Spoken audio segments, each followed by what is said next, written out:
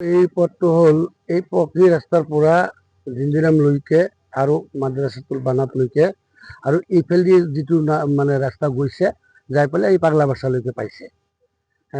কিন্তু পথটো অহা যোৱাত ইমান কষ্ট হৈছে, এই কণ কণ ল'ৰা ছোৱালী যে মাদ্ৰাছাত আহে বা যে মানে M E school L P school একেলগতে আছে, যাতায়াতৰ খুব অসুবিধা হৈছে। আজি আমাক যিখিনি কষ্ট পাই আছোঁ আমি, সেইখিনি আৰু ভাষাত প্ৰকাশ কৰিব নোৱাৰোঁ। কিমান দিন ধৰি এনেকুৱা? ধৰকচোন আমাৰ প্ৰতিষ্ঠানটো হ'ল প্ৰায় 25-30 বছৰ হ'ল, কিন্তু তাৰ আগেৰে পৰা আজি ইয়াত মোৰ বয়সটো প্ৰায় 70 পালেগৈ। কিন্তু মই দেখিছোঁ আজিলৈকে মোৰ এইখন পথত এক টুকুৰা মাটিও পেলা নাই কোনো লিডাৰে। ইলেকশ্যনৰ সময়ত আহি পালে সিহঁতে প্ৰতিশ্ৰুতি দিয়ে,